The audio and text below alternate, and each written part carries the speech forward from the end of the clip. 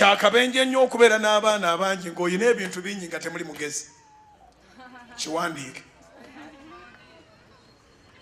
Kyakabenje nnyo okubeera n'abaana abangi ng'olina ebintu bingi nga mu baana bo temuli mugezi. Kubanga nze ebirowoozo byange biŋŋamba kirala. Ebirowoozo byange biŋŋamba nti buli alokoka emyaka 3 oteekwa okuba ng'olina ettaka n'ennyumba. Buli alokoka naye n'oba ng'oli mu mulembe guno ogamba nalokoka ku mulembe gw'abalabye ekkubo ng'oli mu muzigo. Toyina mulimo. Abaana bakuze. Abaana bammwe be bagatta embaga ez'ebikungu ez'obwereere. Abaana b'abatamivu beekolera embaga. Kiki ekyagwa ku kyaki? Abaana b'abatamivu beekolera embaga makeeki ne bagunywa ne basindisa bigere. Abantu bonna abakola embaga ensi neesigala ng'egyogerako tekuli mulokole n'ogwo.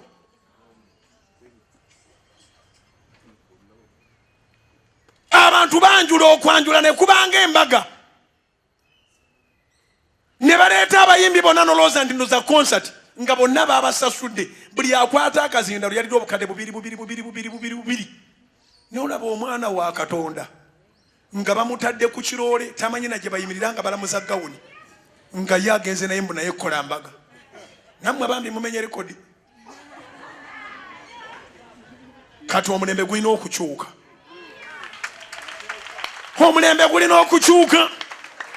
Omulembe gulina okukyuka. Mukama mugambe gaziya ensalo zange. Olunaku lw'oyimirira wafunda woosula n'ogamba nti naye abantu abo nandibadde ngulawo. Singa oli annyongera awantu wali oli mu kuteesa bya gaziya nsalo.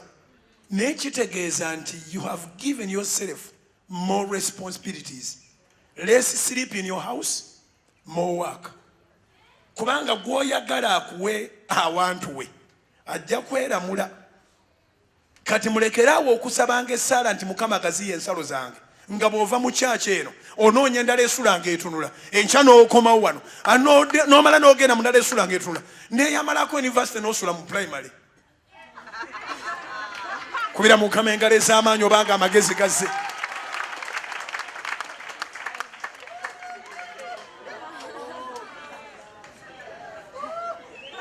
Mubenga n'okukkiriza ate n'okukkiriza okuliko ebikolwa. Saba Mukama agaziya ensalo nga naawe bw'oteekateeka. Bw'ofubutuuka wano mu service leka kubanga mizozi ng'ozunga kyaki ku kyaki paka kweye n'akusuzaayo. Abamu ndooza n'ebyalwe nti mwabivaako dda. Kyova olaba tulina abakazi bangi ababonaabona n'embuto mu kyaki. Ababonaabona n'abaana abazibatikka. Omubiri gukola naye emitwe tegikola.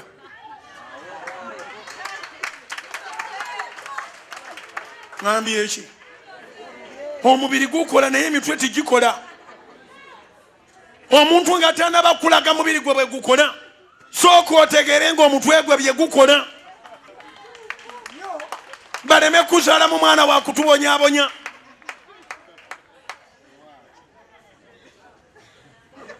Omuntu amalako mu mulembe gwaffe tateekwa kumalako mu buliri, ateekwa kumalirako mu mirimu.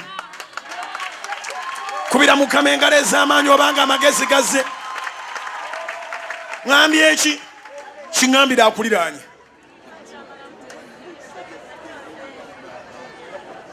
Kigamba abantu bana. Actually ndowooza kankiteeke gye munaakitegeerera. Buli alina amaanyi g'ekisajja asobola okugula poloti n'okuzimba enju so si maanyi ga kukwemolerako. Kiŋŋambira abantu basatu abakuliraanye nti buli alina amaanyi g'ekisajja amaanyi ago gateekwa okuba nga gagula ettaka ne gazimba enju so si maanyi ga kukwemolerako. Kiŋŋambira abantu bana n'omusajja mugambe nti bw'oba olina amaanyi g'ekisajja genda okole.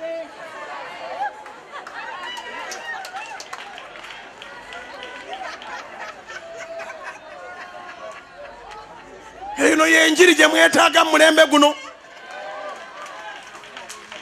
Abantu bali mu kutuzaalira liabilities mu ggwanga lino. ab'omu kyaki babagadde embaga z'otaataddemu wadde 10. Ab'omu nsi basinga kugula mani power manya biki power bank.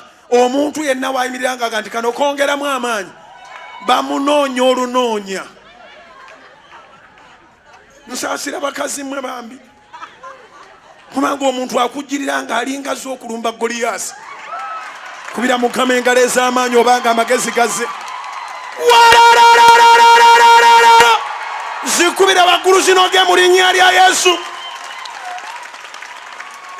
Omunnyo gwegwo oba twongeremu. Omunnyo gwegwo oba twongeremu. Mwe temukyali mulaavu kati mulinga mbogo.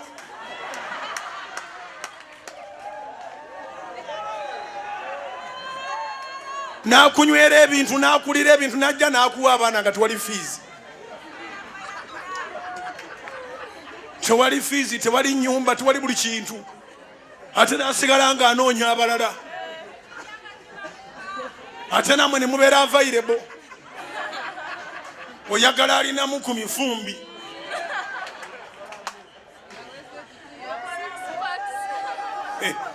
Abantu basiba mu jimu nga bakolerera bakazi.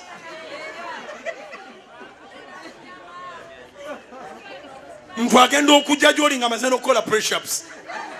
N'omugamba lwaki togenda n'okuba bulooka. Mukyaliyo? Kubira Yesu engalo ez'amaanyi oba amagezi gazze. Somebody shout hallelujah! I said hallelujah! Mukama agaziye ensalo zo. Amagezi gajja mu mutwe gwo.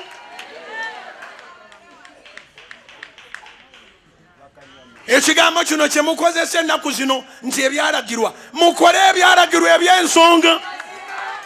God gave man dominion. Twaweebwa obuyinza okulya ensi.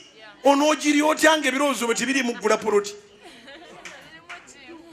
You are not thinking of a property. Twalina property. Naye ate si ye priority yo. Abamu muyiga okwambala ng'oyambala kubika mubiri gwo. Okolerere future. Kubanga bamusendeza mwezigwera mu kwambala.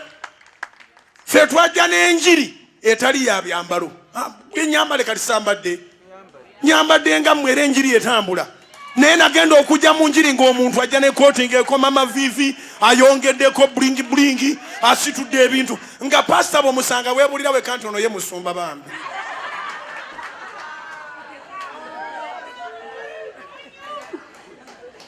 Nze ne ngamba Mukama njakeranga nga Yesu bye nayambadde byebyo ngenda mu njiri. Oyagala kooti yange oba oyagala bigambo byange? Wangi? Ya mulekerawo okubeeramu obusiru mu mitwe. Asigenda genda ku kyaki leero olugoye nalulimu luli. Ani yagandi bw'ojja wano twalaba n'olugoye lwo? Ffe tetuli ku ngoye zo tebakulimbanga. Abaagala engoye babeereeyo walala era babawa n'entebe ez'enjawulo mwe banaababbiranga. Wano ojjanga bw'oyambadde. Twagala omwongo bwo bwambale. Twagala omutwe gwo gwambale. Twagala obulamu bwo bwambale. Enjawulo ekolebwe in the mighty name of Jesus. Amagezi gakuyamba okulengera ewala. Singa aba LTV nabaga nti bampe sente sandirinya ennyonyi genda ku TBN.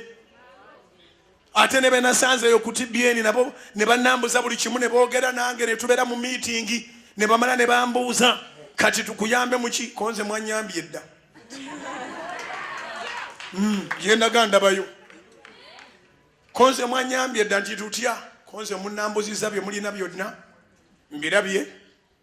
Ngerageranye n'ebyewaffe nzirayo nkole. Ekyokubiri mu meeting zino zonna ze tubaddemu nkuŋŋaanyiza amagezi. Amagezi bagakuŋŋaanya.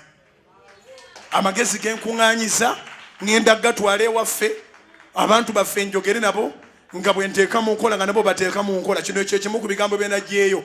Va mu ntalo z'omunfuufu.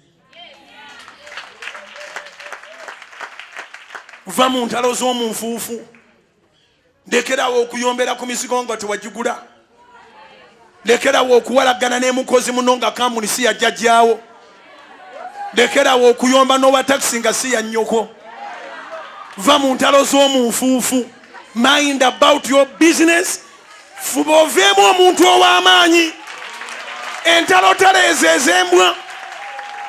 N'osiba ku WhatsApp ng'ozzaayo nga baleeta ng'ozzaayo. Osiba ku Facebook bavuma naawe n'ovuma.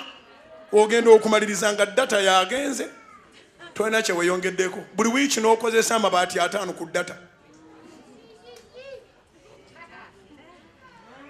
Kati nategeera lwaki abagezi be bali ebyabasiru. Ya. Gana amakampuni agatusolozaako sente za data. Go geeyongera gaggabala ne gazimba mu mawanga gonna. Mwe ne mubeera ku Facebook data bw'aba taliiko bange yavuddeko omwoyo. Nino osiba kulinga abamu munaatera oggwedda luweesesa wekka. Otulika balina ke bataddeyo. N'oseka n'okola n'obugere oli nabuze nd'onabadde ki. N'olyoka obireeta nze nyina oluusi ababindeetera n'agamakana. Ndabayo njagala nnyo okubuuza omuntu eyekyankalanya yekka nga yeesesa ndaba oba ategeera. Laba ekitrendinga agenda okireeta ngenda okusoma mu nga temulina kasesa naye nga yawunga dda. Abantu beesesa bokka ku masimu. Naye n'ateekayo ka comment. Kasukaali keeko nyekeeko.